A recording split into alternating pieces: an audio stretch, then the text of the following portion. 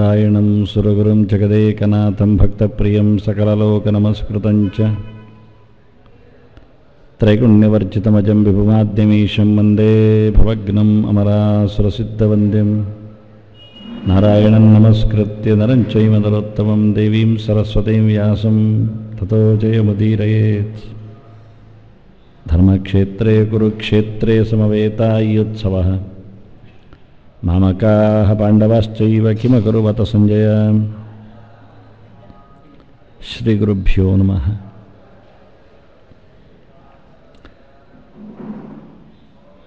ಭಗವಂತನು ಶ್ರೀಕೃಷ್ಣನು ಅನೇಕ ಸಾಧನೆಗಳ ಸಂಗ್ರಹದೊಂದಿಗೆ ಒಬ್ಬ ಸಾಧಕನ ಕರ್ಮತಂತ್ರಗಳಲ್ಲಿನ ಪರಿಪೂರ್ಣವಾದ ಫಲ ಮೋಕ್ಷದೆಡೆಗೆ ಸಾಗುವ ಬಗೆಗಳನ್ನು ವಿತ್ತರಿಸ್ತಾ ಪ್ರಕೃತ್ಯತೀತನಾಗಬೇಕಾದರೆ ಬಂಧ ನಿವೃತ್ತಿ ಎನ್ನುವುದು ಆಗಬೇಕಿದ್ದರೆ ಆ ಬಂಧನದ ಒಡತಿ ಅನಿಸಿಕೊಂಡ ಮಹಾಲಕ್ಷ್ಮಿಯ ಅನುಗ್ರಹಕ್ಕೆ ಪಾತ್ರನಾಗಬೇಕು ಅಂತ ತಿಳಿಸಿದ್ದಾನೆ. ಅಂಥವನು ನನ್ನ ಭಕ್ತಿಗೆ, ನನ್ನ ಮೆಚ್ಚುಗೆಗೆ, ನನ್ನ ಅರಿವಿನ ಸಂಪತ್ತಿಗೆ ಯೋಗ್ಯನಾಗ್ತಾನೆ ಅಂತ ಒಂದು ದೊಡ್ಡದಾದ ಮಾತನ್ನು ಹೇಳಿದ. ಬ್ರಹ್ಮಭೂತಃ ಪ್ರಸನ್ನಾತ್ಮ ಹೇಳಿಕೊಂಡು ಮದ್ಭಕ್ತಿಂ ಲಭತೆ ಪರಾಂ ಅಂತಾನೆ.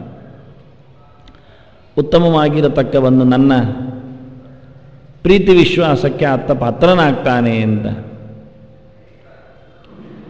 ಕೃಷ್ಣ ಇದರ ಮುಂದಕ್ಕೆ ಆ ಭಕ್ತಿಯನ್ನು ಪಡೆದ ಸಾಧಕನಿಗೆ ಏನು ಲಾಭ ಆಗ್ತದೆ ಮುಂದೆ ಅಂತ ತಿಳಿಸ್ತಾನೆ. ಭಕ್ತ್ಯಾ ಮಾಂ ಅಭಿಜಾನಾತಿ ಯಾವಾನ್ ಯಶ್ಚಾಸ್ಮಿ ತತ್ವತಃ ತತೋ ಮಾಂ ತತ್ವತೋ ಜ್ಞಾತ್ವಾ ವಿಶತೆ ತದನಂತರಂ. ಭಕ್ತಿಯಿಂದ ಬಂದಿರತಕ್ಕ ಬದಲಾವಣೆ, ಬದುಕಿನ ನಿವೃತ್ತಿಯಲ್ಲಿ ಕಂಡಿರತಕ್ಕಂತಹ ಮಹತ್ತರವಾದ ಒಂದು ಅವಸ್ಥೆ. ಒಂದೊಮ್ಮೆ ಬ್ರಹ್ಮಭೂತನಾದವನು ಮದ್ಭಕ್ತಿ ಎನ್ನುವಲ್ಲಿ ಕೃಷ್ಣನ ವಿಶೇಷವಾಗಿರತಕ್ಕ ಸೇವೆ ಅಂತ ಅರ್ಥ ಮಾಡಿಕೊಂಡ್ರೆ, ಭಕ್ತಿ ಶಬ್ದಕ್ಕೆ ಭಕ್ತಿಯಿಂದ ಅರ್ಥ ಮಾಡದೇ ಇದ್ದರೆ, ಪ್ರೀತಿ ವಿಶ್ವಾಸ ಭಗವಂತನ ಮೇಲಿರತಕ್ಕಂಥ ಅನ್ಯಾದೃಶವಾದ ನಂಟು ಎನ್ನುವ ಅರ್ಥವನ್ನು ಮಾಡದೆ ಪರಾಭಕ್ತಿ ಅಂತ ಅರ್ಥ ಮಾಡಿಕೊಂಡು ಉತ್ಕೃಷ್ಟವಾಗಿರತಕ್ಕ ದೇವರ ಸೇವೆ ಅಂತ ಮಾಡಿಕೊಂಡ್ರೆ, ಆರ್ತಃ ಜಿಜ್ಞಾಸು ಅರ್ಥಾರ್ಥಿ ಜ್ಞಾನೀಚ ಅಂತ ಹೇಳಿಕೊಂಡು ಉತ್ತಮವಾಗಿರತಕ್ಕಂಥ ಭಗವಂತನ ಸೇವೆ ಅಂದರೆ ಜ್ಞಾನ ಅಂತ ಮಾಡಿದರೆ ಅಂತಹ ಜ್ಞಾನವನ್ನು ಪಡೆಯುತ್ತಾನೆ ಅಂತ ಅರ್ಥ ಕೊಟ್ಟರೆ, ಮುಂದಿನ ಕೃಷ್ಣನ ಹೇಳಿಕೆ ತಪ್ಪಾಗ್ತದೆ. ಭಕ್ತ್ಯಾ ಮಾಂ ಅಭಿಜಾನಾತಿ ಅಂತ ಅಲ್ಲಿ ಉಂಟು. ಜ್ಞಾನದಿಂದ ಜ್ಞಾನವನ್ನು ಪಡೆಯುತ್ತಾನೆ ಹೇಳುವುದು ಸರಿ ಇಲ್ಲ, ಭಕ್ತಿಯಿಂದ ಜ್ಞಾನವನ್ನು ಪಡೆಯುತ್ತಾನೆ ಅಂತ ಶಬ್ದ ಇಟ್ಟುಕೊಂಡದಕ್ಕೆ ನಿನ್ನೆ ಶಂಕರರ ಭಾಷ್ಯ ಯಾಕೆ ಇಲ್ಲಿ ಹೊಂದಾಣಿಕೆ ಆಗುವುದಿಲ್ಲ ಅಂತ ಹೇಳುತ್ತೇನೆ. ಮುಂದೆ ಕೃಷ್ಣನ ಹೇಳಿಕೆಗೆ ವಿರೋಧ ಆಗ್ತದೆ ಅಂತ ಸ್ಪಷ್ಟವಾಗಿ ಕೃಷ್ಣನನ್ನು ತೋರಿಸಿಬಿಟ್ಟ. ಆದ್ದರಿಂದ ಪರಾಂ ಮದ್ಭಕ್ತಿಂ ಅನ್ನುವಲ್ಲಿ ಭಕ್ತಿ ಇಲ್ಲದವನೇ ಲಕ್ಷ್ಮಿಯ ಸೇವೆ ಮಾಡಿದ್ದೇನು ಅಂತ ಅರ್ಥ ಅಲ್ಲ. ದೇವರ ಮೇಲಿನ ಪ್ರೀತಿ ಇಲ್ಲದವ ದೇವರ ಮಡದಿಯ ಮಹಾಲಕ್ಷ್ಮಿಯ ಸೇವೆ ಮಾಡಲಿಕ್ಕೆ ಆಗುವುದಿಲ್ಲ. ಅದಕ್ಕೆ ಪರಾಂ ಮದ್ಭಕ್ತಿಂ ಎನ್ನುವಲ್ಲಿ ಉತ್ತಮವಾಗಿರತಕ್ಕದ್ದು ಅಂತ ಕೃಷ್ಣ ಹೇಳಿದ. ಅತ್ಯುತ್ಕೃಷ್ಟವಾದದ್ದು, ಹೆಚ್ಚಿನ ಹೆಗ್ಗಳಿಕೆಯನ್ನು ಪಡೆದದ್ದು ಅಂತ ಹೇಳ್ತಾನೆ. ಇನ್ನೂ ಒಂದು ಪರಾಂ ಶಬ್ದಕ್ಕೆ ಲಭತೆ ಪರಾಂ ಎನ್ನುವಲ್ಲಿ ಅಪರಾಮ ಅರ್ಥ ಆಗ್ತದೆ. ಇನ್ನೊಂದು ಭಕ್ತಿ ಇದು ಅಂತ. ರಮೆಯ ಪ್ರೀತಿಗೆ ಪಾತ್ರನಾದ ನಂತರ ಭಗವಂತನ ಮೇಲಿನ ಪ್ರೀತಿ ಉಂಟಲ್ಲ, ಅದು ವಿಲಕ್ಷಣವಾದದ್ದು. ಇಷ್ಟರವರೆಗೆ ನಾವು ಕಂಡುಕೊಂಡು ಬಂದಿರತಕ್ಕ ದೇವರ ಮೇಲಿನ ವಿಶ್ವಾಸಕ್ಕೂ ಲಕ್ಷ್ಮೀ ಅನುಗ್ರಹಕ್ಕೆ ಪಾತ್ರನಾದ ನಂತರ ದೇವರ ಮೇಲಿನ ವಿಶ್ವಾಸಕ್ಕೂ ತುಂಬ ವ್ಯತ್ಯಾಸ ಉಂಟು. ಯಾಕೆ ಕೇಳಿದರೆ, ಇಷ್ಟರವರೆಗೆ ಬಂಧನದಲ್ಲಿ ಬವಣೆಯಲ್ಲಿ ಮುಳುಗಿದ್ದ ಸಾಧಕ ಸಾಧನಾಂಶಗಳನ್ನು ನಡೆಸಿಕೊಂಡು ಪ್ರಕೃತಿ ಅತೀತನಾಗಲಿಕ್ಕೆ ಪ್ರಕೃತಿಯ ಅನುಗ್ರಹಕ್ಕೆ ಪಾತ್ರನಾಗ್ತಾ ಇದ್ದಾನೆ. ಅದರಿಂದಾಗ ಅವನಿಗೆ ನಶೋಚತೆ ನಕಾಂಕ್ಷತಿ ಆಗಿದೆ. ಲಕ್ಷ್ಮಿ ಅನುಗ್ರಹಕ್ಕೆ ಪಾತ್ರನಾಗುವ ಮೂಲಕ ಏನಾಗುತ್ತೆ ಕೇಳಿದರೆ ಪ್ರಾಪಂಚಿಕವಾದ ವಸ್ತುಗಳು ಬರುವುದಕ್ಕೂ ಅವನಲ್ಲಿ ಎಲ್ಲಿಯೂ ಸಹ ಅವಕಾಶ ಇರುವುದಿಲ್ಲ. ಅದಕ್ಕೋಸ್ಕರ ಅವನು ಕಾಯುವುದಿಲ್ಲ, ಅದು ಬರಬೇಕು ಅಂತ ಹಂಬಲಿಸುವುದಿಲ್ಲ. ಇವರ ಕೈಯಿಂದ ತಪ್ಪಿಸಿಕೊಂಡೋದಾಗಲೂ ಸಹ ಯಾವುದೇ ರೀತಿಯಾದ ಅವನಲ್ಲಿ ತಳಮಳ ಇಲ್ಲ. ಪ್ರಕೃತಿಯಲ್ಲಿ ಅದು ಲೀನಗೊಂಡಾಗಲೂ ಇವನು ವಿಕಾರಗೊಳ್ಳುವುದಿಲ್ಲ. ಪ್ರಕೃತಿಯಿಂದ ಇವನಲ್ಲಿ ಅದು ಸಮಾವೇಶಗೊಂಡಲ್ಲಿಯೂ ಇವನಲ್ಲಿ ಯಾವುದೇ ರೀತಿಯಾದಂತಹ ವ್ಯತ್ಯಾಸ ಕಾಣುವುದಿಲ್ಲ.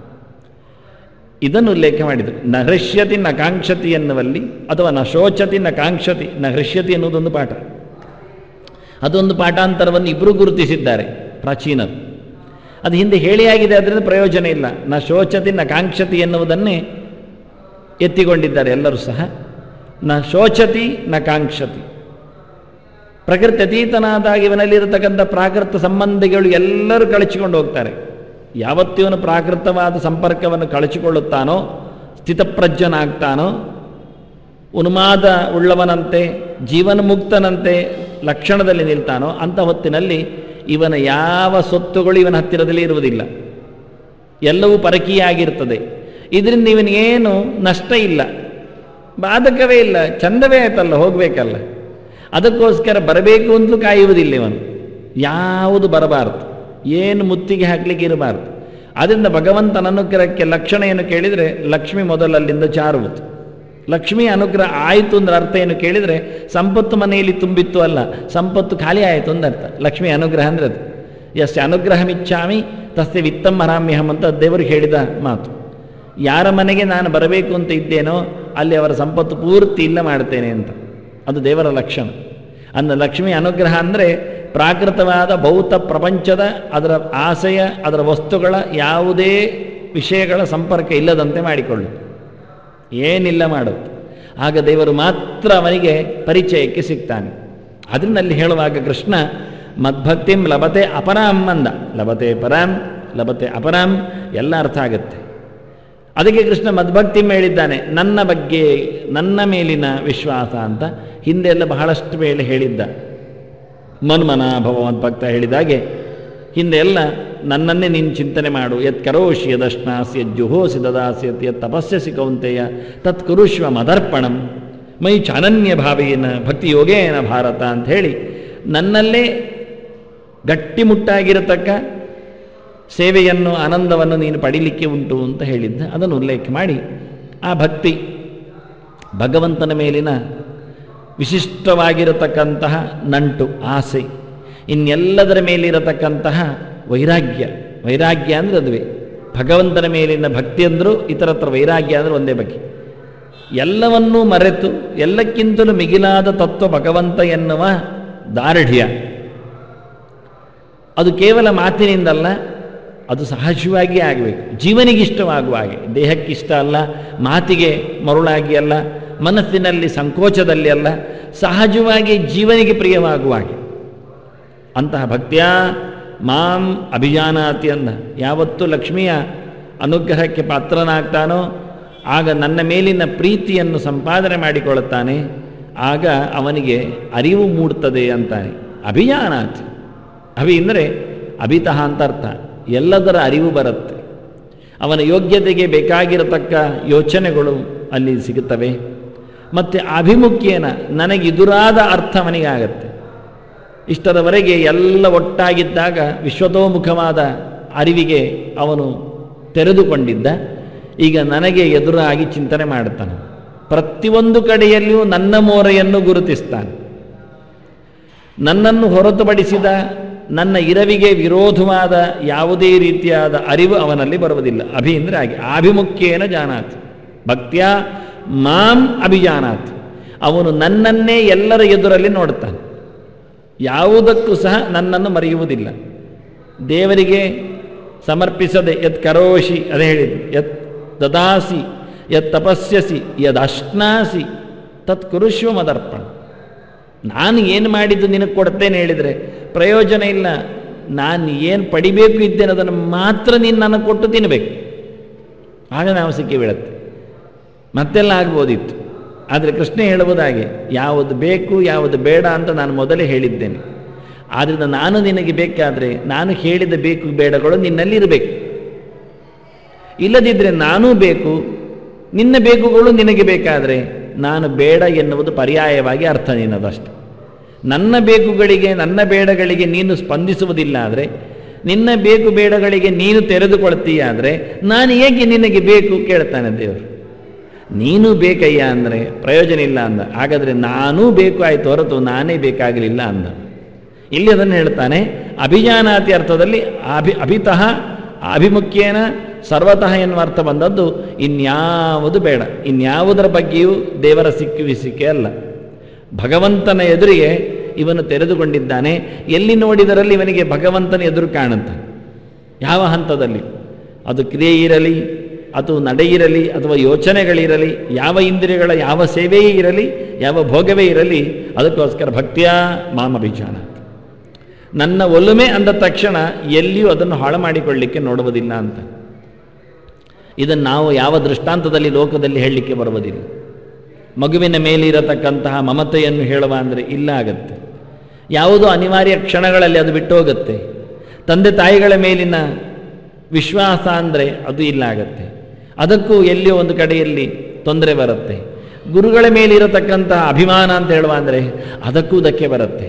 ಆ ಗುರುಗಳು ಯಾರಂತ ಹುಡುಕುವುದರಲ್ಲೇ ಸೋಲ್ತೇವೆ ನಾವು. ಮತ್ತೆ ಯಾರನ್ನು ಗುರು ಮಾಡೋ ಸುಮಾರು ಜನ ಇದ್ದಾರೆ, ಯಾರಾದೀತು ಅಂತ ಆಯ್ಕೆ ಮಾಡುವಲ್ಲಿಯೇ ನಮ್ಮದು ಪರ್ಯಾಯ ಮುಗಿದೋಗುತ್ತೆ. ಅಂದರೆ ಪರ್ಯಾಯ ಅಂದರೆ ನಮ್ಮ ಯೋಚನೆಗಳ ಪರ್ಯಾಯಗಳಕ್ಕೆ ಪರ್ಯಾಯ ಅಂತೇವೆ. ಸುತ್ತು ಯೋಚನೆಗಳು, ಅದಾಗ್ಬೋದು, ಇದಾಗ್ಬೋದು, ಅವರಾಗ್ಬೋದು, ಮತ್ತೊಬ್ಬರಾಗ್ಬೋದು, ಇದಾಗಿದೀತೋ ಅದಾದೀತೋ ಅಂತ. ಹೀಗೆ ನಮ್ಮ ಯೋಚನೆಗಳಿಗೆ ಅವಕಾಶಗಳೇ ಅದು ತಪ್ಪಿ ಹೋಗುತ್ತೆ. ಯಾರನ್ನು ಹುಡುಕುವುದರಲ್ಲೇ ನಮ್ಮದು ಮುಗಿದೋಗುತ್ತೆ ಯೋಚನೆಗಳ ಪರ್ಯಾಯಗಳು. ಇದನ್ನಿಟ್ಟುಕೊಂಡ್ರು ಅವರು. ಆದ್ದರಿಂದ ನಾವು ಎಲ್ಲಿದ್ದೇವೆ? ಅದರಿಂದ ಭಗವಂತನ ಬಗ್ಗೆ ಹೇಳುವಾಗ ಭಗವಂತನೇ ಎಲ್ಲದರಲ್ಲಿಯೂ ಕಂಡುಕೊಳ್ಳುವ ಹಾಗೆ, ಅದಕ್ಕೆ ಅಭಿಶಬ್ದ ಆಗಿದೆ. ಭಕ್ತ್ಯಾಮಾಮಭಿಜಾನಾತಿ.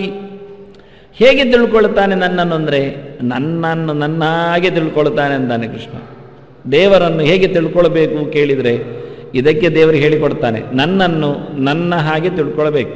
ಮತ್ತೆ ಯಾರ್ಯಾರ ಇದ್ದಾಗೆ ನನ್ನನ್ನು ಕೇಳುವುದಲ್ಲ, ತಿಳ್ಕೊಳ್ಳುವುದಲ್ಲ ಅಂದ. ಇದು ಅಸಂಬದ್ಧ ಪ್ರಲಾಪ ಇದ್ದಾಗ ಆಗತ್ತೆ. ಯಾವನೋ ಒಬ್ಬನನ್ನು ಯಾವುದೋ ಒಂದು ರೀತಿಯಲ್ಲಿ ಹೇಳಿದ್ರೆ ಏನು ಸಂಕಟ ಆಗತ್ತೆ.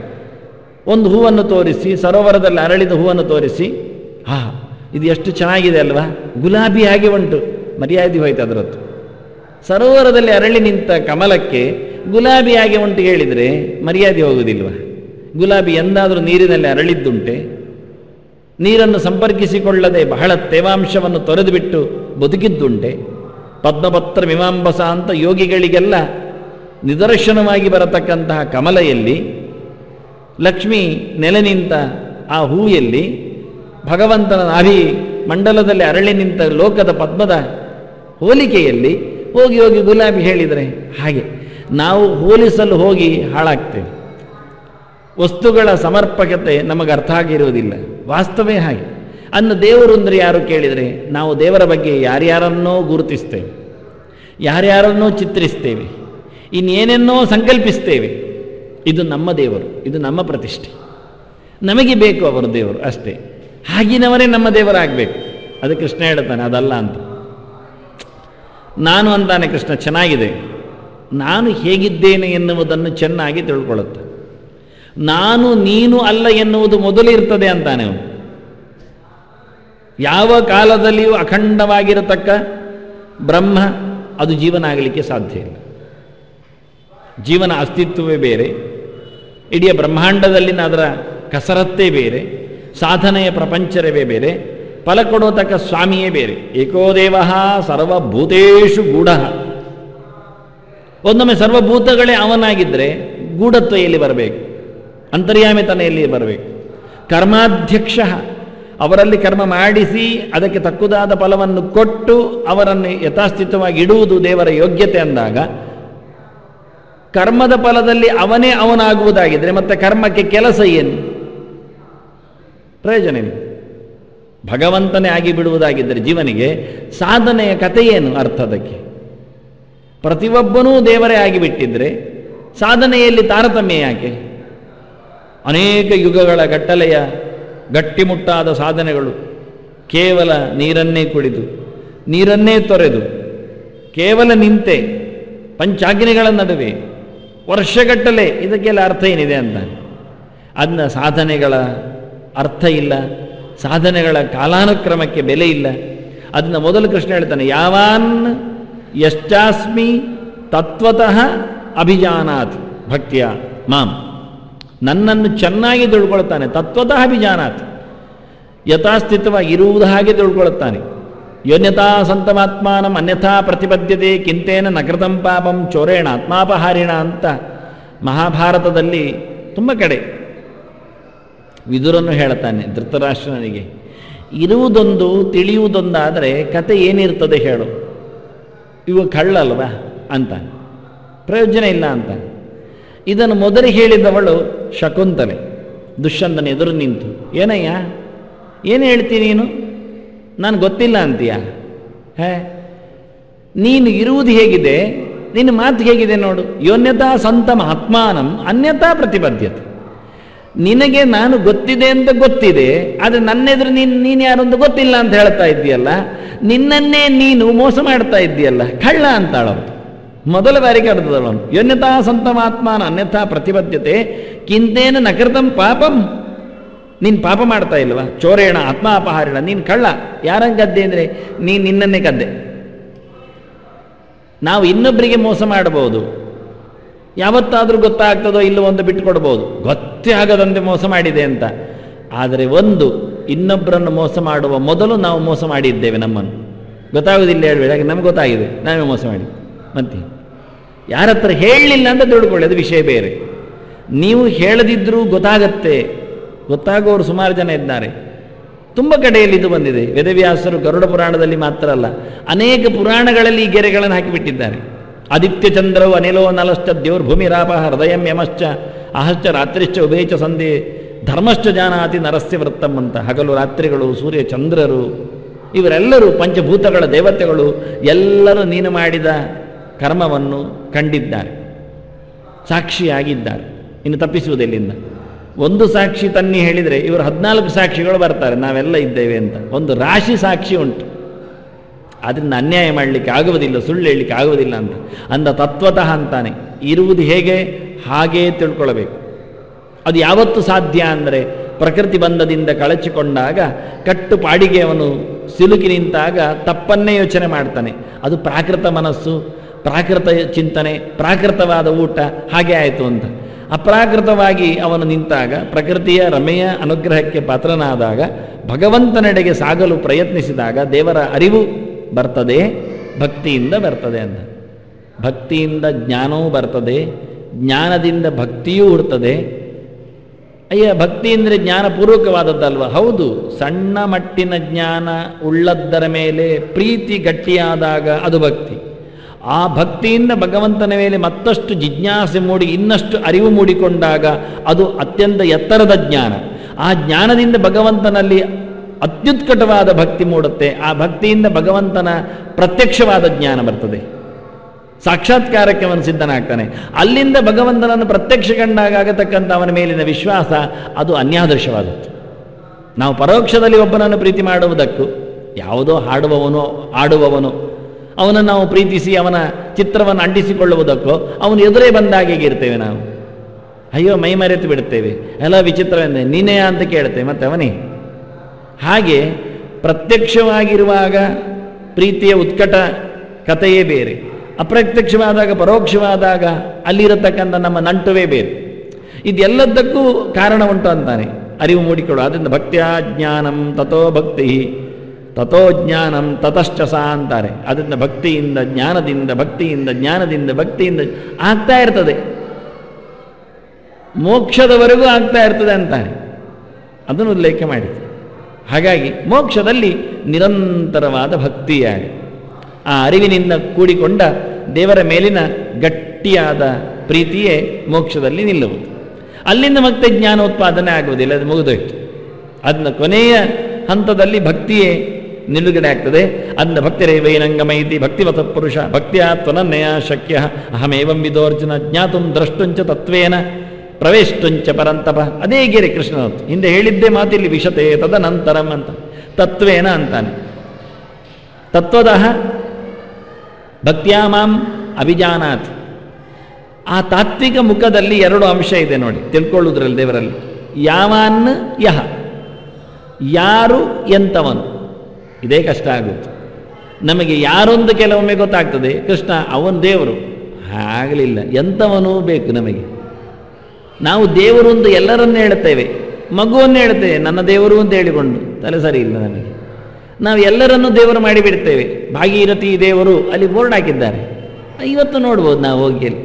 ಭಾಗೀರಥಿ ಯಾವ ಸಮಯದಲ್ಲಿಯೂ ದೇವರು ಆಗುವುದಿಲ್ಲ, ಆದರೆ ಬೇಕಾದರೆ ದೇವಿಯವರು ಹಾಕ್ಬೋದು ಬೇಕಾದರೆ. ಅದು ಯಾರಿಗೆ ಗೊತ್ತನು, ಭಾಗೀರಥಿಯನ್ನು ತಕರಾರು ಮಾಡಲಿಕ್ಕೆ ಬರಲಿಲ್ಲ ಭಾಗೀರಥಿ ಅಮ್ಮ, ಆದರೆ ಏನಾಗ್ತದೆ ಹಾಕಿಬಿಡ್ತೇವೆ ನಾವು. ಇರಲಿ, ಸಿಕ್ಕಿದ್ದೆಲ್ಲ ನಮಗೆ ದೇವರೇ. ಸುಬ್ರಹ್ಮಣ್ಯ ದೇವರು, ನಾಗದೇವರು, ಬೃಂದಾವನ ದೇವರು ಎಲ್ಲ ಬೋರ್ಡ್ ಹಾಕಿ ದೇವರು ಹಾಕಿದರೆ ಎಲ್ಲಿಯಾದರೂ ಕಾಣಿಕೆ ಡಬ್ಬಿಯಲ್ಲಿ ದಪ್ಪ ಬೀಳ್ತದೆ ಎಂದು ಯೋಚನೆ ಏನು, ದೇವರು ಅಂತ ಹಾಕಿದರೆ. ಎಲ್ಲರದ್ದು ದೇವಸ್ಥಾನ, ಬೊಬ್ಬರಿಯ ದೇವಸ್ಥಾನ, ಅದು ದೆವ್ವ ಅದು. ಆದರೂ ದೇವರು ಹಾಕಿದರೆ ನಾನು ಹೇಳಿದ್ದಲ್ಲ ಭಂಡಾರ ಬೆಳಿಬಹುದು ಅಂತ. ಅದು ನಮಗೆ ಯಾರು ದೇವರನ್ನು ಮಾಡಬೇಕು, ಯಾರು ದೇವರು ಆಗಿದ್ದಾರೆ ಏನಿಲ್ಲ, ಎಲ್ಲದಕ್ಕೂ ಅಷ್ಟೇ. ದೇವರು ಅಂದ್ರೆ ಎಂಥದ್ದು, ದೇವರು ಅಂದ್ರೆ ಎಂಥದ್ದೊಂದಿಲ್ಲ, ದೇವರು ಅಂದ್ರೆ ದೇವರು ಮತ್ತೆಂಥದ್ದು ಕೇಳಿದೆ ಜೋರು ಮಾಡ್ತೇನೆ ನಾವು. ಯಾರಾದರೂ ಒಬ್ಬರು ಬಂದು ದೇವ ಕಾರ್ಯಕ್ಕೆ ನಿಂತರೆ, ಯಾವನೇ ಇರಲಿ, ಪುರೋಹಿತನೇ ಇರಲಿ, ಅರ್ಚಕನಿರಲಿ, ಪೂಜಕನಿರಲಿ, ವೈದಿಕನಿರಲಿ, ಧಾರ್ಮಿಕನಿರಲಿ, ಎಂಥದೇ ಮುಖಂಡನೇ ಬಂದು ಕೂತ್ಕೊಳ್ಳಿ, ಅವನ ಹತ್ರ ದೇವರು ಎಂಥದ್ದು ಕೇಳಿದರೆ, ದೇವರು ಎಂಥದ್ದು ದೇವರು ಅಂತಾನೆ ಜೋರು ಮಾಡ್ತಾನೆ ನಮಗೆ. ನೀವು ಕೇಳುವಾಗಿಲ್ಲ, ಒಂದು ಅರ್ಧ ಗಂಟೆ ದೇವರು ಅಂತೇನು ಹೇಳಿ, ಮತ್ತೆ ಕರ್ಮಾಂಗ ಸ್ವಲ್ಪ ಸಣ್ಣದು ಮಾಡಿ ಪರವಾಗಿಲ್ಲ ಹೇಳಿದರೆ ಅವ್ರು ಹೇಳುವುದಿಲ್ಲ. ಎಂದು ದೇವರೆಂಥದ್ದು, ದೇವರು ರಾಮ ಕೃಷ್ಣ ಗೋವಿಂದ ಇವರೆಲ್ಲ ದೇವರು ಅಲ್ಲ, ಅವರೆಲ್ಲ ದೇವರು ಅಂದ್ರೆ ಎಂಥದ್ದು, ಮತ್ತೆ ಮನ ಅದೇ ನಮ್ಮ ಪ್ರಶ್ನೆ. ನಿಲ್ಲುವುದಿಲ್ಲ, ಹೋಗುವುದಿಲ್ಲ. ಅವರು ನಮಗೆ ಯಾರು ದೇವರು ಅಂತ ಕೇಳಿದ್ದಲ್ಲ, ದೇವರು ಅಂದ್ರೆ ಎಂಥದ್ದು ಕೇಳಿತ್ತು. ಯಾರು ದೇವರು ಪಟ್ಟಿ ಬೇಡ, ಯಾರು ದೇವರು ಹೇಳಲಿಕ್ಕೆ ನಮ್ಮಲ್ಲಿ ಸುಮಾರು ಪಟ್ಟಿ ಉಂಟು. ಮತ್ತೆ ಇನ್ನೂ ಜೋರು ಮಾಡಿದ ಇನ್ನೆಲ್ಲ ಸೇರಿಸ್ತೇವೆ ನಾವು, ಅಕ್ಕಪಕ್ಕದವರನ್ನು ನಾವು ಹಾಕಿ ಬಿಡ್ತೇವೆ. ಆದ್ದರಿಂದ ಯಹ ಯಾವಾನ್ ನೋಡಿ, ಕೃಷ್ಣ ಆವತ್ತೇ ಒಂದು ಪ್ರಶ್ನೆಯನ್ನು ಎತ್ತಿಕೊಂಡಿದ್ದ. ಹೌದು, ಯಾವಾಗ ಗೊತ್ತಾಗ್ತದೆ?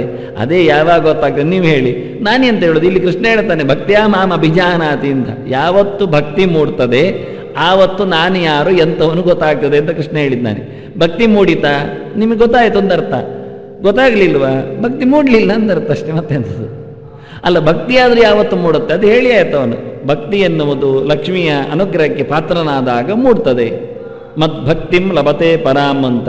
ಇಂತಹ ಭಕ್ತಿ, ಭಗವಂತನು ಎಂಥವನು ಯಾರು ಅಂತ ತಿಳಿಯಲಿಕ್ಕೆ ಬೇಕಾಗಿರತಕ್ಕ ಭಕ್ತಿ, ಯಥಾರ್ಥವಾದ ಅರಿವಿಗೆ, ಒಟ್ಟಾರೆ ಅರಿವಿಗೆ ಇಲ್ಲ. ಎರ್ರಾಬಿರಿ ಯಾರು ತಿಳ್ಕೊಳ್ತಾರೆ ಎಂಥದ್ದು, ನವಿಲುಗರಿ ಸಿಕ್ಕಿಸಿದವ, ದಿನಕ್ಕೊಂದು ಅಲಂಕಾರದಲ್ಲಿ ಬರುವವ, ಅದರ ಪ್ರಯೋಜನವೇ ಇಲ್ಲ ಅಂತಾನೆ.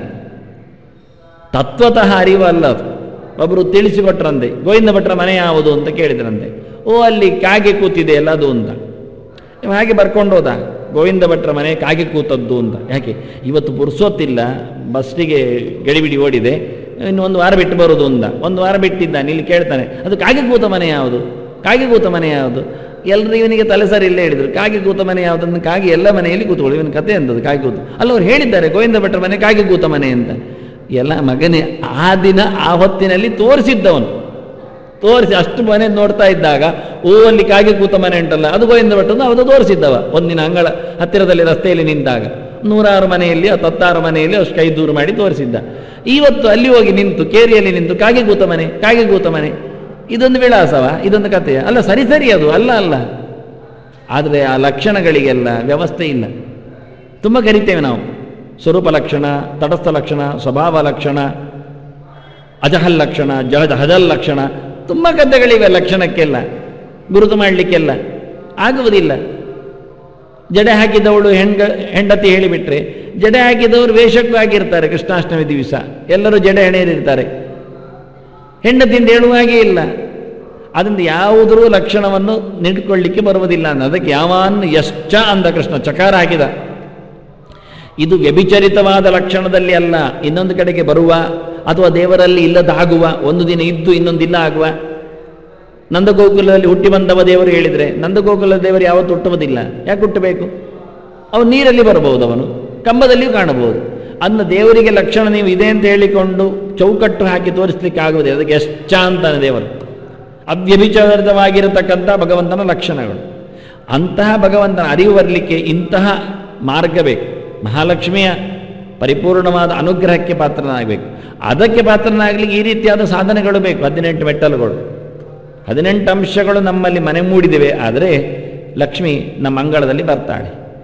ಅಲ್ಲಿ ಒಂದೊಮ್ಮೆ ನಮಗೆ ಅನುಗ್ರಹ ಆದರೆ ಭಗವಂತ ನಮಗೆ ಎದುರು ಕಾಣಿಸಿಕೊಳ್ಳುತ್ತೆ. ಆಗ ದೇವರು ಹೇಗಿದ್ದಾನೆ ಅಂತ ನೋಡ್ತಾನೆ. ದೇವರನ್ನು ನೋಡಿದವರೆಲ್ಲ ಮೋಕ್ಷಕ್ಕೆ ಹೋಗುವುದಾಗಿದ್ದರೆ ದುರ್ಯೋಧನ ಮತ್ತು ಅವನ 99 ಜನರು ಮೊದಲೇ ಹೋಗ್ತಿದ್ರು. ಯಾಕೆ ದೇವರು ನೋಡಿದ್ದಾರೆ, ಅವರು ರಣಾಂಗಣದಲ್ಲಿ ಎದುರು ನೋಡ್ತಾ ಇದ್ದಾರೆ, ಪ್ರತಿನಿತ್ಯ ನೋಡ್ತಾ ಇದ್ದಾರೆ, ಪ್ರಯೋಜನ ಆಗಲಿಲ್ಲ. ಅದನ್ನು ಯಾವನ್ನ ಯಶ್ಚಾಸ್ಮಿ, ನಾನು ಎಂಥವನು, ಎಂತಹ ಗುಣ ಸಂಪನ್ನನು, ಯಾವ ರೀತಿಯಾದ ಯೋಗ್ಯತೆ ಉಳ್ಳವನು, ಎಷ್ಟು ದೋಷಗಳಿಂದ ನಾನು ದೂರ ನಿಂತಿದ್ದೇನೆ, ಅನಂತಾನಂತ ಗುಣಗಳ ನಿಧಿಯಾಗಿ ಗಣಿಯಾಗಿ ನಾನು ಹೇಗಿದ್ದೇನೆ, ನನ್ನ ಸ್ವಭಾವ ಕಥೆ ಏನು, ನನ್ನ ಸ್ವರೂಪ ಎಂಥದ್ದು, ಎಷ್ಟು ಚಂದ. ಯಾವ ಕಾಲದಲ್ಲಿಯೂ ಜೀವನಲ್ಲದ್ದು ದೇವರು. ಜೀವ ಅದರ ವಿರುದ್ಧವಾದ ದೇವ. ಇವತ್ತಿನವರೆಗೆ ಯಾವ ಟೆಸ್ಟಲ್ಲಿಯೂ ಯಾವ ಮಕ್ಕಳಿಗೂ ನಾವು ಹೇಳಿಕೊಟ್ಟಿಲ್ಲ, ಮಕ್ಕಳಿಗೆ ಬಿಡಿ ದೊಡ್ಡವರಿಗೂ ಗೊತ್ತಿಲ್ಲ ಜೀವ ಅದರ ವಿರುದ್ಧವಾದ ದೇವ ಎನ್ನು. ಯಾವ ಕಾಲದಲ್ಲಿಯೂ ಜೀವನಾಗುವುದಿಲ್ಲ ದೇವ, ಯಾವ ಸಮಯದಲ್ಲಿಯೂ ದೇವರು ಜೀವ ಅಲ್ಲ. ದೇವಕ್ಕೂ ಜೀವಕ್ಕೂ ವಿರುದ್ಧವಾದ ಪದಗಳು. ನಾವಿವತ್ತು ವಿರುದ್ಧ ಪದ ತಿಳಿಸಿಕೊಡ್ತೇವೆ. ತಂದೆ ವಿರುದ್ಧ ಪದ ತಾಯಿ, ಅಣ್ಣ ವಿರುದ್ಧ ಪದ ತಮ್ಮ, ಹಾಗೆ ಕೊಡ್ತೇವೆ. ಮಕ್ಕಳು ಹೌದಲ್ಲ, ಇವರೆಲ್ಲ ವಿರುದ್ಧಗಳೆಲ್ಲ ಹೇಳ್ತಾರೆ. ಗುರು ವಿರುದ್ಧ ಪದ ಶಿಷ್ಯ, ಆಹಾ ಚೆನ್ನಾಗಿರುತ್ತೆ. ಅದನ್ನು ಶಿಷ್ಯ ಉರುವಡಿತಾನೆ, ವಿರುದ್ಧ ಪದ ಹೇಳಿಕೊಂಡು ಗುರುವೇ ಹೇಳಿಕೊಟ್ಟಿದ್ದಾನೆ, ಮತ್ತೇನು ಮಾಡು. ಹಾಗಾಗಿ ನಮಗೆ ನಿಜವಾದ ವಿರುದ್ಧ ಪದ ಗೊತ್ತಿಲ್ಲ. ಯಾವ ಕಾಲದಲ್ಲಿಯೂ ಯಾವ ಧರ್ಮಗಳು ಎಂದೂ ಸೋಂಕದೇ ಇರುವಂಥದ್ದು ವಿರುದ್ಧಗಳು. ವಿರುದ್ಧ ಅಂದರೆ ಹಾಗೆ, ವಿರುದ್ಧ ಧರ್ಮಗಳು ಸಂಪನ್ನವಾದವುಗಳು ವಿರುದ್ಧಗಳು ಅಂತ ಅರ್ಥ. ಒಂದಕ್ಕೊಂದು ಸಂಬಂಧವೇ ಆಗದಂತೆ, ಸೋಂಕದಂತೆ ಅನ್ನ ಜೀವ ಧರ್ಮ ಯಾವ ಕಾಲದಲ್ಲಿಯೂ ದೇವರಲ್ಲಿ ಇಲ್ಲ. ದೇವರ ಧರ್ಮ ಒಂದಿನಿತು ಯಾವ ಕಾಲದಲ್ಲಿ ಜೀವರಿಗೆ ಬರುವುದಿಲ್ಲ. ಇದು ಜೀವ ಮತ್ತು ದೇವರು. ಇದನ್ನು ಉಲ್ಲೇಖ ಮಾಡಿದೆ. ಯಶ್ಚ ಅಂತಾನೆ, ಯಾವ ಸ್ವಭಾವದವನು, ಎಂತಹ ರೀತಿಯವನು. ಜೀವ ಧರ್ಮವೇ ಇಲ್ಲದವನು ನಾನು, ಅನಂತ ಜೀವರ ಬಿಂಬ ಒಬ್ಬನೇ ಇರುವವನು ನಾನು. ಎಂಥ ಅದ್ಭುತವಾದಂಥ ವಸ್ತುಗಳು. ಅದನ್ನು ಯಾವಾನಂದದ್ದು ನಾನು ಎಂಥವನು ಕೇಳಿದರೆ ಯಾವ ಕಾಲದಲ್ಲಿಯೂ ಪ್ರತಿಬಿಂಬ ಆಗದವನು ನಾನು. ಎಲ್ಲವೂ ನನ್ನ ಪ್ರತಿಬಿಂಬ, ಯಾವುದಕ್ಕೂ ಸ್ವತಂತ್ರವಾದ ಅಸ್ತಿತ್ವ ಇಲ್ಲ.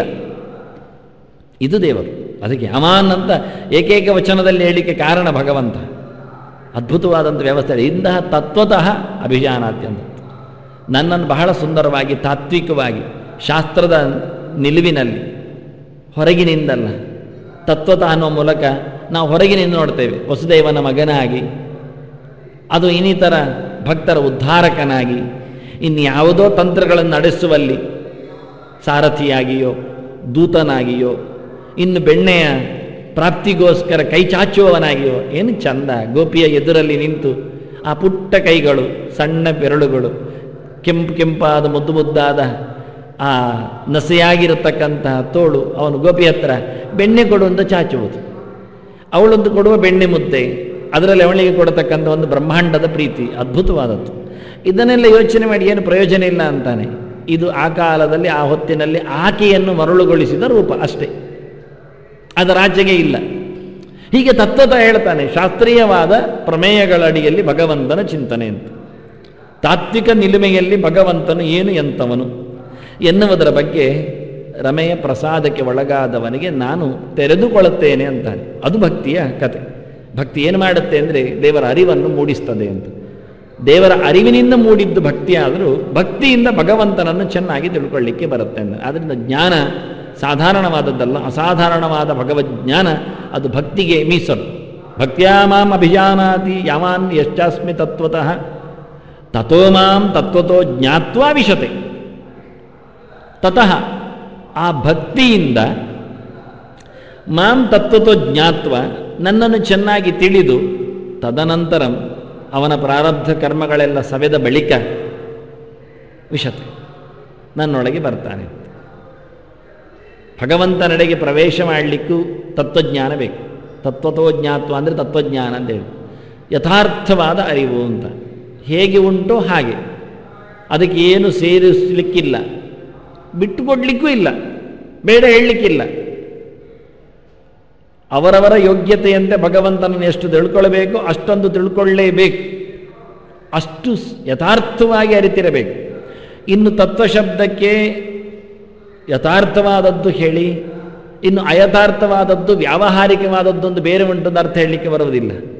ಮೂರು ಇಲ್ಲ, ತಾತ್ವಿಕವಾಗಿರುವುದು ಮತ್ತು ವ್ಯಾವಹಾರಿಕವಾಗಿರುವುದು ಮತ್ತು ಅಯಥಾರ್ಥವಾಗಿರುವುದು.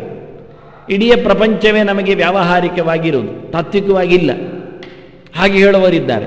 ವಿಜ್ಞಾನಿಗಳು ಒಪ್ಪುವುದಿಲ್ಲ ಯಾವ ಕಾಲಕ್ಕೂ. ಇದು ಸುಮ್ಮನೆ ಒಂದು ಇಲ್ಯೂಷನ್, ಇದು ಕಾಣುವುದಷ್ಟೇ ಅನ್ನುವುದನ್ನು ಕೇಳುವುದೇ ಇಲ್ಲವರು.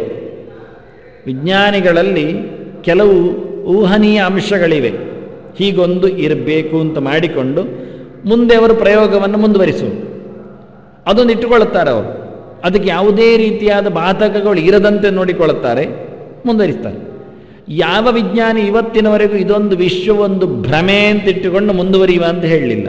ಹಾಗೆ ಮುಂದುವರೆದರೆ ಮುಂದುವರಿಲಿಕ್ಕೆ ಇಲ್ಲ, ಭ್ರಮೆಯನ್ನು ಮುಂದುವರಿಸುವುದು ಹೇಗೆ? ಹಗ್ಗವನ್ನು ಹಾವಂತ ಕಂಡುಕೊಂಡವ ಅದಕ್ಕೋಸ್ಕರ ಬೊಬ್ಬೆ ಹೊಡಿತಾನೆ, ಓಡಿಬಿಡ್ತಾನೆ. ಬೊಬ್ಬೆ ಹೊಡೆದ, ಓಡಿದ, ಇನ್ನಾಚೆ ಹೋಗುವುದಿಲ್ಲ ಅಂತ ಪ್ರತಿಜ್ಞೆ ಮಾಡ್ತಾನವನು. ನಾನು ಹಿತ್ತಲ ಕಡೆಯಿಂದ ಇನ್ನು ಬರುವುದಿಲ್ಲ ಅಂತಾನವ. ಆಗ ಹಾವಿತ್ತು ಅಂತ, ಹಾವು ನೋಡಿದ್ದೇನೆ ಅಲ್ಲಿ ಅಂತ. ನೋಡುವ ಮಾರಾಯ ಅಂದರೆ ಬರುವುದೇ ಇಲ್ಲ, ಬೇಡ ನನಗೆ ಬೇಡ ಅಂತಾನೆ. ನಾನು ಇಷ್ಟು ತೋರದ ಹಾವು ನಿನ್ನೆ ಬಂದಾಗ ನೋಡಿದ್ದೇನೆ, ಸಾಧ್ಯವೇ ಇಲ್ಲ ಅಂತಾನೆ. ಇಷ್ಟೆಲ್ಲ ಹೇಳಲಿಕ್ಕೆ ಅವನಲ್ಲಿ ನಾವು ಕೇಳುವುದು, ನೀನು ಹಾವು ನೋಡಿದ್ದೀಯಾ ಕೇಳೋದು. ನೋಡಿದ್ದೇನೆ ಅಂತಾನೆ. ಇಲ್ಲೆಲ್ಲ, ಹಿತ್ತಲಲ್ಲಿ ಅಲ್ಲ, ಎಲ್ಲಿಯಾದರೂ ಹಾವು ನೋಡಿದ್ಯಾ? ನೋಡಿದ್ದೇನೆ. ಇಷ್ಟು ತೋರದ ಹಾವು ನೋಡಿದ್ಯಾ? ನೋಡಿದ್ದೇನೆ. ಎಲ್ಲಿ? ಅದು ಅನಕೊಂಡ ಪಿಕ್ಚರ್ನಲ್ಲಿ ನೋಡಿದ್ದೇನೆ. ಎಲ್ಲ ಕರ್ಮವೇ. ಅದರಲ್ಲಿ ನೋಡಿದ್ದು ನೀನು ಅಷ್ಟೇ ಗಾತ್ರದ್ದು ಅದೇ ಹಾವು ಅಂತ ನೀನು ಹೇಳ್ತೀಯ? ಅದು ಗೊತ್ತಿಲ್ಲ ಅಂತಾನೆ. ಮತ್ತೆ ಅದು ಡೈರೆಕ್ಟರ್ ಮಹಾಶಯ ಉಬ್ಬಿಸಿದ್ದದನ್ನು, ಲೆನ್ಸ್ ಹಿಡಿದು ಕ್ಯಾಮರಾ ಹಿಡಿದು, ಅದು ಸಣ್ಣ ಎರೆಹುಳ, ಅದನ್ನು ದೊಡ್ಡದು ಮಾಡಿ ಅನಕೊಂಡ ಮಾಡಿದ್ದು ಅಷ್ಟೇ ಅಂದ್ರೆ. ಮತ್ತೆ ಅಷ್ಟೇ, ನಿನಗೆ ಅಲ್ಲಿಯೇ ಅವನು ಭ್ರಮೆ ಸೃಷ್ಟಿ ಮಾಡಿದ್ದಾನೆ. ನೀನು ಅದನ್ನೇ ತಲೆಯಲ್ಲಿ ನೈಜ ಇಟ್ಕೊಂಡೆ, ಈ ಹಿತ್ತಲಲ್ಲಿ ಇದ್ದ ಬೇರನ್ನು ನೋಡಿಕೊಂಡು ನೀನು ಮತ್ತೆ ಬೊಬ್ಬೆ ಹೊಡೆದೆ. ಏನು ಮಾಡುವೀಗ? ಎಲ್ಲಿಂದ ಎಲ್ಲಿಗೆ? ಅದು ನಾವು ಎಲ್ಲಿಯೋ ಒಂದು ಕಡೆಯಲ್ಲಿ ನಮ್ಮನ್ನೇ ಭ್ರಮೆಗೆ ಒಳಪಡಿಸಿಕೊಂಡು ಕಂಡದ್ದನ್ನೆಲ್ಲ ಭ್ರಮೆ ಅಂತೇವೆ ಕೊನೆಗೆ. ವಿಜ್ಞಾನಿಗಳು ಯಾವ ಕಾಲದಲ್ಲಿ ಇದಕ್ಕೆ ಆಸ್ಪದ ಕೊಡುವುದಿಲ್ಲ. ಈ ಜಗತ್ತನ್ನು ಒಂದು ರೀತಿಯಿಂದ ಭ್ರಮೆಯಾಗಿ ನೋಡಿಕೊಂಡರೆ ಏನಾಗ್ತದೆ ಅಂತ ಹೇಳಿ ಪ್ರಯೋಗವೇ ಮಾಡುವುದಿಲ್ಲ. ಭ್ರಮೆಗೆ ಕೆಲಸವೇ ಇಲ್ಲ. ಆದರೆ ಒಂದು ಭ್ರಮೆಗೆ ಕಾರಣವಾಗಿ ಇನ್ನೊಂದು ಕಡೆಯಲ್ಲಿ ವಸ್ತು ಇರ್ತದೆ. ನಾವಿನ್ನೂ ಮುಂದೆ ಹೋಗಲಿಲ್ಲ. ಆ ಒಬ್ಬ ನಿರ್ದೇಶಕನು ಆ ಒಂದು ಹುಳವನ್ನು ಅನಕೊಂಡ ಅಂತ ಹೇಳಿಕೊಂಡು ಯಾವುದೋ ಒಂದು ಕಾಡು ಪ್ರದೇಶದಲ್ಲಿ ಇಷ್ಟು ದೊಡ್ಡ ಹೆಬ್ಬಾವಾಗಿ ಇರ್ತದೆ ಅಂತ ಯಾಕೆ ಹೇಳಿದ ಅಂದರೆ ಅವನದನ್ನು ನೈಜವಾಗಿ ನೋಡಿದ್ದಾನೆ. ಅದನ್ನು ಹಿಡಿದು ತಂದು ಇಲ್ಲಿ ಚಿತ್ರಿಸಲಿಕ್ಕೆ ಆಗುವುದಿಲ್ಲ, ಆದ್ದರಿಂದ ಅವನಿಲ್ಲಿ ಹಿಗ್ಗಿಸಿದ. ಆದರೆ ವಾಸ್ತವವಾಗಿ ಅವನಿಗಿದೆ ಅದು ಒಂದು ಕಾಡು ಜನಾಂಗದಲ್ಲಿ, ಒಂದು ಕಾಡಿನ ಆಫ್ರಿಕಾದ ಕಾಡು ಪ್ರದೇಶದಲ್ಲಿ ಅಂತಹ ಭೀಕರವಾದ ದೈತ್ಯ ಹಾವು ಇದೆ. ಅದನ್ನು ಪ್ರತ್ಯಕ್ಷ ಕಂಡಿದ್ದಾನೆ. ಆದ್ದರಿಂದ ಎಲ್ಲಿಯೋ ಒಂದು ಕಡೆಯಲ್ಲಿ ವಸ್ತುವಿನ ಪ್ರತ್ಯಕ್ಷ ಇದೆ. ಆದ್ದರಿಂದ ಯಾವ ಊಹೆಗಳಿಗೂ ಯಾವ ಭ್ರಮೆಗಳಿಗೂ ಯಾವ ಕಾಲದಲ್ಲಿಯೂ ಒಂದು ಸತ್ಯ ಇಲ್ಲದೆ ಆಗುವುದಿಲ್ಲ. ಎಲ್ಲಿ ಒಂದು ಕಡೆಯಲ್ಲಿ ಸತ್ಯ ಇದೆ. ಆದ್ದರಿಂದ ಇಡೀ ವಿಶ್ವವೇ ನಮಗೊಂದು ಭ್ರಮೆಯಾಗಿ ಕಂಡರೆ ಸತ್ಯವಾದ ವಿಶ್ವವನ್ನು ನೀವು ಎಲ್ಲಿಯೋ ಒಂದು ಕಡೆ ಕಾಣಬೇಕು, ಯಾರಾದರೂ ಒಬ್ಬರು ಕಾಣಬೇಕು.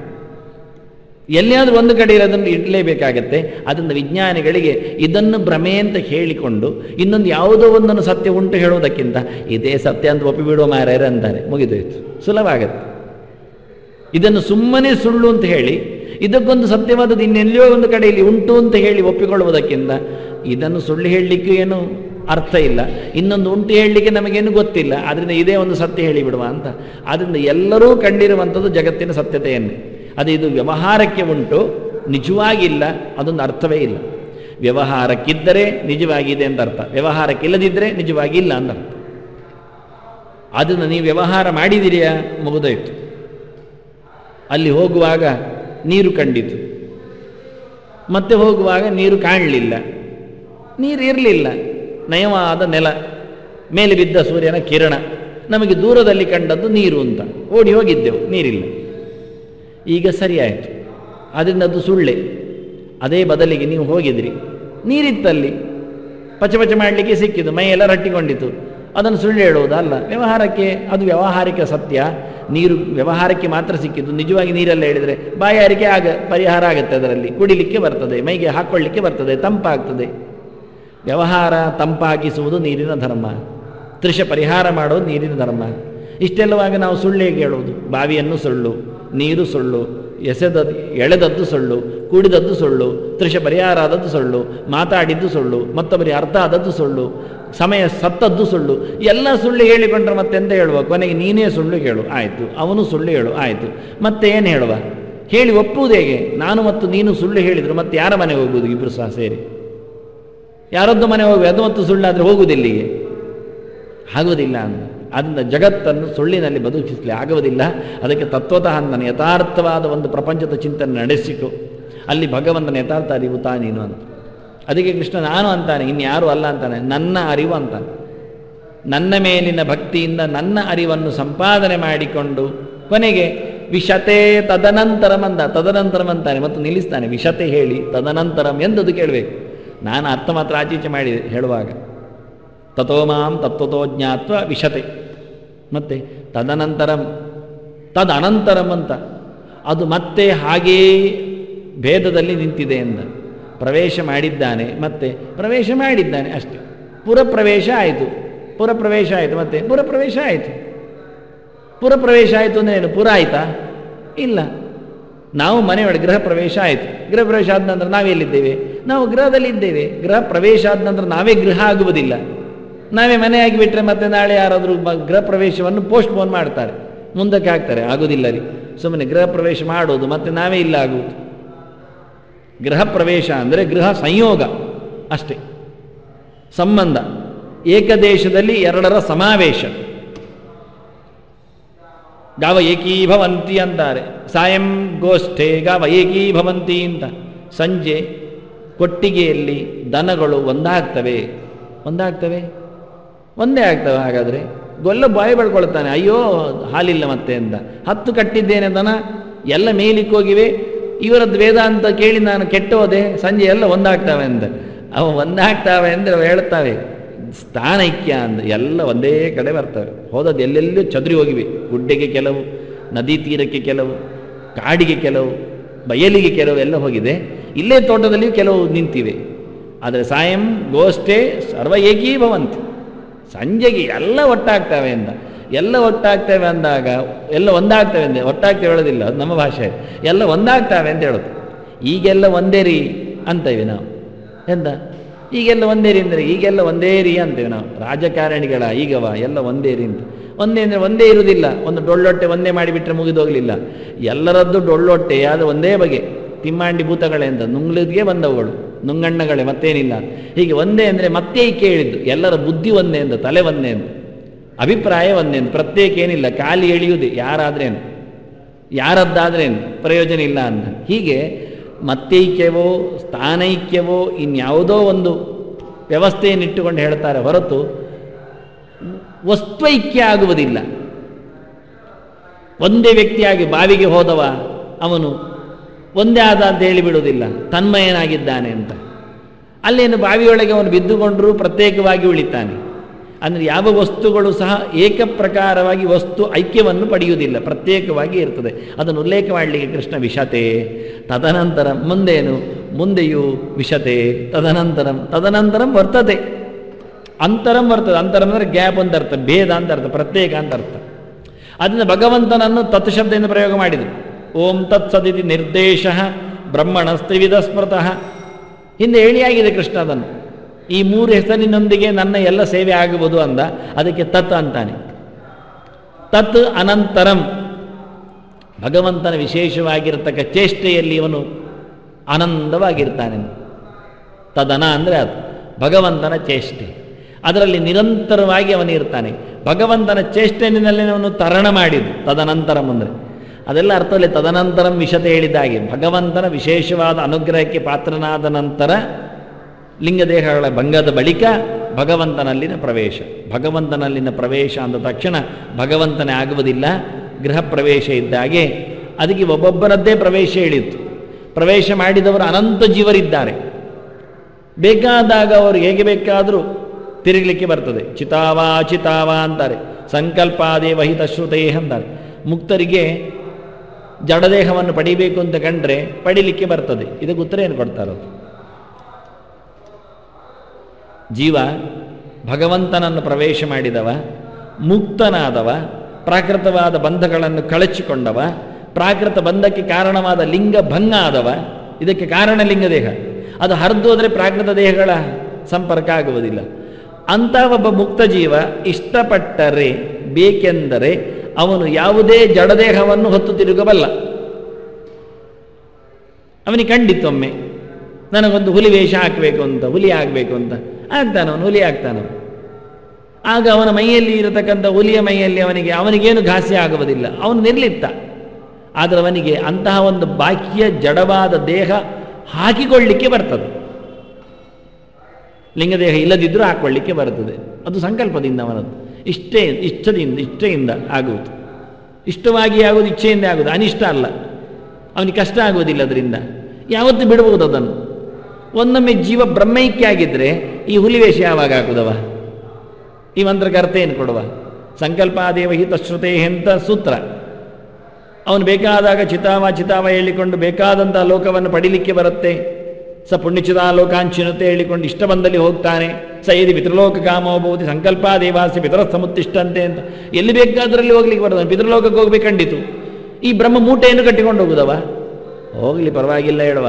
ಆದರೆ ಇನ್ನೊಬ್ಬನಿಗೆ ಬೇರೆ ಲೋಕಕ್ಕೆ ಹೋಗ್ಬೇಕು ಅಂತ ಕಂಡಿದೆ. ಹೇಗೆ ಮಾಡೋದು? ಈಗ ಒಬ್ಬನಿಗೆ ಪಿತೃಲೋಕವನ್ನು ನೋಡಬೇಕು ಅಂತ, ಇನ್ನೊಬ್ಬನಿಗೆ ಗುರುಲೋಕಕ್ಕೆ ಹೋಗಬೇಕು ಅಂತ. ಈಗೇನು ಮಾಡುವ? ಈ ಒಂದು ಅಖಂಡವಾದ ಬ್ರಹ್ಮನಲ್ಲಿ ಪ್ರವೇಶಗೊಂಡ ಜೀವನಿಗೆ ಸಂಕಲ್ಪವನ್ನೇ ಅವರು ಒಪ್ಪುವುದಿಲ್ಲ. ಯಾಕೆಂದ್ರೆ ಅವನಿಗೆ ಎಚ್ಚರವೇ ಇಲ್ಲ, ಪ್ರತ್ಯೇಕ ಅಸ್ತಿತ್ವವೇ ಇಲ್ಲ. ಅದಕ್ಕೆ ಅವರು ದೃಷ್ಟಾಂತ ಕೊಡುವುದು ಸಮುದ್ರದೊಳಗೆ ನದಿಗಳು ತುಂಬಿದ ಹಾಗೆ. ಎಲ್ಲ ನದಿಗಳು ಸಮುದ್ರಕ್ಕೆ ಬೀಳ್ತವೆ, ಹೆಸರು ತೊರಿತಾವೆ, ರೂಪ ಹೋಗ್ತದೆ ಅದರದ್ದು. ಬಿಳಿಯಾದ ಗಂಗೆ ತುಂಬಿದ ನಂತರ ಎಲ್ಲಿ ಉಂಟು ಬಿಳಿ? ಕಪ್ಪು ಯಮನೆ ಸೇರಿದ್ರೆ ಎಲ್ಲಿ ಹೋಯ್ತು ಕಪ್ಪು ಅಂತ. ಆದರೆ ಎಲ್ಲಿ ಹೋಯ್ತು ನಾವು ಕೇಳುತ್ತೇವೆ, ಎಲ್ಲಿದೆ? ಇದೇ ಅಲ್ಲಿಯೇ. ಇವತ್ತಿನ ವಿಜ್ಞಾನಿಗಳು ಏನೊಂದು ಹೇಳುತ್ತಾರೋ, ಪ್ರತಿಯೊಂದು ನೀರು ಏನು ಸೇರಿದೆ ಅಂತ ತೆಗೆದು ತೋರಿಸಲಿಕ್ಕೆ ಬರ್ತದೆ. ಒಂದು ಕೌಳಿಗೆ ನೀರು ತಗೊಂಡ್ರೆ ಇದರಲ್ಲಿ ಗಂಗೆಯ ನೀರಿನ ಅಂಶ ಎಷ್ಟು ಸೇರಿದೆ, ಇದರಲ್ಲಿ ಯಮುನೆ ಎಷ್ಟಿದ್ದಾಳೆ, ತ್ರಿವೇಣಿ ಸಂಗಮದಲ್ಲಿ ತೆಗೆದ್ರೆ ಇದರಲ್ಲಿ ಸಮುದ್ರಾಂಶ ಎಷ್ಟು ಅಂತ ವಿಜ್ಞಾನಿಗಳು ಪರೀಕ್ಷೆ ಮಾಡಿಕೊಟ್ಟು ಹೇಳುತ್ತಾರೆ, ಇಷ್ಟಿದೆ ಅಂತ. ಒಪ್ತೇವೆ ನಾವು ಅದನ್ನು. ಹಾಗಾದರೆ ಮತ್ತೆ ಐಕ್ಯ ಆಯ್ತು ಎಲ್ಲಿ? ಐಕ್ಯ ಆಗಲಿಲ್ಲ ರೀ, ಆಗುವುದಿಲ್ಲ. ಒಂದು ಲೋಟೆಯಲ್ಲಿ ಡಿಕಾಷನ್ ಇದೆ, ಅದು ಯಮುನೆ. ಅದಕ್ಕೆ ಹಾಲು ಹಾಕಿದೆ, ಅದು ಗಂಗೆ. ಮತ್ತು ಅದಕ್ಕೆ ನೀರು ಸೇರಿಸಿದೆ, ಇವತ್ತು ಸಮುದ್ರ. ಎಷ್ಟುಂಟು ಕೇಳಿದರೆ ಪ್ರಪೋರ್ಷನೇಟ್ ನಾವು ಹೇಳ್ತೇವೆ ಇಷ್ಟಿಷ್ಟ ಆಗಿದೆ ಅಂತ. ಒಂದಾಗಲಿಲ್ಲ, ಒಂದಾದರೆ ಲೋಟ ತುಂಬಿದ್ಯಾಕೆ? ಮೂರನೇ ಒಂದು ಡಿಕಾಷನ್, ಮೂರನೇ ಒಂದು ಹಾಲು, ಮೂರನೇ ಒಂದು ನೀರು ಇರುವಾಗ ಇಡೀ ಲೋಟ ಆಯ್ತು. ಈಗ ನೀವು ಐಕ್ಯ ಆಗಿದ್ದರೆ ಮೂರನೇ ಒಂದೇ ಇರಬೇಕು. ಡಿಕಾಷನ್ ಒಳಗೆ ಹಾಲು ಸೇರಿಕೊಳ್ಳಬೇಕು, ಹಾಲಿನ ಒಳಗೆ ನೀರು ಸೇರಿಕೊಳ್ಬೇಕು, ಆಗುವುದೇ ಇಲ್ಲ. ಯಥೋ ವೃದ್ಧಿ ಪ್ರದೃಶ್ಯತೆ, ಹೆಚ್ಚು ಕಾಣುತ್ತಲ್ಲ. ಆದ್ದರಿಂದ ಒಳಗೆ ಹೋದ ತಕ್ಷಣ ಎಲ್ಲವೂ ಇದೆ. ಆದರೆ ಎಲ್ಲ ಒಟ್ಟು ಕಲಸಿಕೊಂಡದ್ರಿಂದ ಪಕ್ಕನೆ ಪ್ರತ್ಯೇಕಿಸಲಿಕ್ಕೆ ನಮಗಾಗುವುದಿಲ್ಲ. ಆದರೆ ವಿಜ್ಞಾನ ಪ್ರತ್ಯಕ್ಷಕ್ಕೂ ಆಗಿದೆ, ಋಷಿ ಪ್ರತ್ಯಕ್ಷಕ್ಕೂ ಆಗುತ್ತೆ. ವಿಜ್ಞಾನಿಗಳು ಎಷ್ಟು ಅದರಲ್ಲಿ ಕಂಟೈನ್ಸ್ ಯಾವುದುಂಟು ಹೇಳುತ್ತಾರೆ, ಅದನ್ನು ಒಂದು ದ್ರವ್ಯದ ಮೂಲಕ ಅಥವಾ ರಾಸಾಯನಿಕ ವಸ್ತುವಿನ ಮೂಲಕ ಪ್ರತ್ಯೇಕಿಸಲಿಕ್ಕೂ ತಯಾರಿದ್ದಾರೆ ಅವರು. ಗಂಗೆಯ ನೀರನ್ನು ಪ್ರತ್ಯೇಕಿಸ್ತಾರೆ ಸಮುದ್ರದಿಂದ ತೆಗೆದು. ಇಷ್ಟನ್ನೆಲ್ಲ ಸ್ಪಷ್ಟವಾಗಿ ಆಚಾರ್ಯರು ತೋರಿಸಿಕೊಟ್ಟಾಗಿದೆ. ಸಮುದ್ರ ನೀರಿನಲ್ಲಿ ಸೇರಿಕೊಂಡವರನ್ನು ಯೋಗಿಗಳು ಬೇರೆಯಾಗಿ ತೋರಿಸಿಕೊಡ್ತಾರೆ ಅಂತ. ಪ್ರಯೋಗಿಗಳು ಅಂತ ಹೇಳಿಬಿಟ್ರೆ ಮತ್ತೇನು ಕಷ್ಟ ಇಲ್ಲ, ನಮಗೂ ತೋರಿಸಲಿಕ್ಕೆ ಬರ. ಯೋಗಿಗಳು ತೋರಿಸುವುದು ಬೇರೆ ರೀತಿಯಲ್ಲಿ, ಪ್ರಯೋಗದ ಮೂಲಕ ತೋರಿಸುವುದು ಬೇರೆ ರೀತಿಯಲ್ಲಿ. ಇದನ್ನೆಲ್ಲ ಹೇಳುವಾಗ ಎಲ್ಲಿಯೂ ಐಕ್ಯ. ಅದಕ್ಕೆ ವಿಷತೆ ತದನಂತರ ಅಂತ ಕೃಷ್ಣ ಮತ್ತು ಇಟ್ಟ. ಮತ್ತು ಪ್ರವೇಶ ಮಾಡಿದ ನಂತರ ನನ್ನ ಭಕ್ತಿಯಿಂದ ನನ್ನ ಯೋಚನೆಯನ್ನು ಮಾಡುತ್ತಾ ನನ್ನ ಉಪಾಸನೆಯಲ್ಲಿ ನಿಲ್ತಾರೆ ಅಂತ ಹೇಳಿದ್ದವ. ತದನಂತರ ಅಲ್ಲಿ ಮುಗಿಲಿಲ್ಲ, ಪ್ರವೇಶವೇ ಕೊನೆ ಅಲ್ಲ, ಪ್ರವೇಶ ಮೊದಲು. ಪ್ರವೇಶ ಆಯಿತಾ ಅಲ್ಲಿಂದ ಶುರು ಅವನ ಯೋಗ್ಯತೆಯಂತೆ ಪರಿಪೂರ್ಣವಾಗಿ ಭಗವಂತನ ಚಿಂತನೆಗೆ, ಭಗವಂತನ ದರ್ಶನಕ್ಕೆ, ಆ ಪ್ರೀತಿಯ ಆನಂದದ ಅನುಭೋಗಕ್ಕೆ ಆ ನಂತರ ಆಯಿತು. ಪ್ರವೇಶದ ಮೊದಲು ಪರಿಪೂರ್ಣವಾದ ಆನಂದ ಪ್ರಾಪ್ತಿ ಇಲ್ಲ. ಜೀವನ್ಮುಕ್ತ ಸ್ಥಿತಿಯಲ್ಲಿ ಆ ರೀತಿಯಾದ ಅವಸ್ಥೆಗಳು ಇಲ್ಲ. ಅದನ್ನು ತದನಂತರ ಮುಂದೆ ಕೃಷ್ಣ ನಿಲ್ಲಿಸಿ, ಪ್ರವೇಶದ ನಂತರ ಅವನ ಇರವು, ಅವನ ಭೋಗ, ಅವನ ಸಾಮ್ರಾಜ್ಯ, ಅವನ ಸಾಧನೆ, ಅದರ ಪರಿಪಕ್ವತೆ, ಅದರ ಫಲ, ಅದರ ಅನುಭವ, ಇದನ್ನೆಲ್ಲ ಇಟ್ಕೊಳ್ಳಿಕ್ಕೋಸ್ಕರ ಕೃಷ್ಣ ಭಗವತ್ ಪ್ರೇರಣೆಯಿಂದ ಅವನ ನಿರಂತರವಾದಂತಹ ಉತ ಅಮೃತತ್ವಸ್ತೇಷಾನಃ ಅಂತ ಇಲ್ಲಿ ಅಷ್ಟೇ ಅಲ್ಲದೆ ಮುಕ್ತರಲ್ಲಿಯೂ ಭಗವಂತ ಚೇಷ್ಟಾಪ್ರದನಾಗಿ ಆನಂದಪ್ರದನಾಗಿದ್ದಾನೆ ಅಂತ. ಅದು ಯಾರು? ನಾನೇ ಅಂದಾನೆ ಕೃಷ್ಣ. ಇಷ್ಟೆಲ್ಲ ಹೇಳ್ತಾ ಬ್ರಹ್ಮನನ್ನು ಪ್ರತ್ಯೇಕ ಮಾಡದೆ ಕೃಷ್ಣ ತನ್ನ ಇರವನ್ನು, ತನ್ನ ವ್ಯಾಪ್ತಿ ಅನ್ನೋದಕ್ಕೆ ಅಮಾನ್ ಎಷ್ಟಾಸ್ಮಿ ಅಂತಾನೆ, ಅಸ್ಮಿ ಅಂತಾನೆ. ನಾನು ಹೇಗಿದ್ದೇನೆ, ಎಷ್ಟರವನು ಅಂತ ಏನು ಗೊತ್ತಾಗತ್ತೆ ನೋಡು.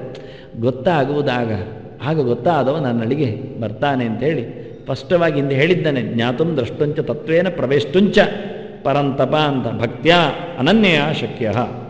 ಅನನ್ಯವಾದ ಭಕ್ತಿಯಿಂದಲೇ ನನ್ನ ಪ್ರವೇಶಕ್ಕೂ ನನ್ನ ಅರಿವಿಗೂ ನನ್ನ ಕಾಣಿಕೆಗೂ ಕಾರಣ ಅಂದಿದ್ದ ಅಂತಹ ಭಕ್ತಿಯ ಹೆಚ್ಚುತನವನ್ನು ಇಲ್ಲಿ ಕೃಷ್ಣ ಮತ್ತೆ ಲಕ್ಷ್ಮಿಯ ಅನುಗ್ರಹಕ್ಕೆ ಪಾತ್ರನಾದ ಸಾಧಕನಿಗೆ ಸಿಗುತ್ತೆ ಅಂತ ತೋರಿಸಿಕೊಟ್ಟು ಅರ್ಜುನನಿಗಿನ್ನೇನು ಮಾಡಬೇಕು ಅಂತ ನಿರ್ದೇಶ ಮಾಡ್ತಾನೆ. ಶ್ರೀಕೃಷ್ಣಾರ್ಪಣಂ ತಾನೇ ಶ್ರೀಕೃಷ್ಣಾರ್ಪಣಂ ತಾನೇ ಶ್ರೀಕೃಷ್ಣಾರ್ಪಣಂ ತಾನೇ ಶ್ರೀಕೃಷ್ಣಾರ್ಪಣಂ ತಾನೇ ಶ್ರೀಕೃಷ್ಣಾರ್ಪಣಂ ತಾನೇ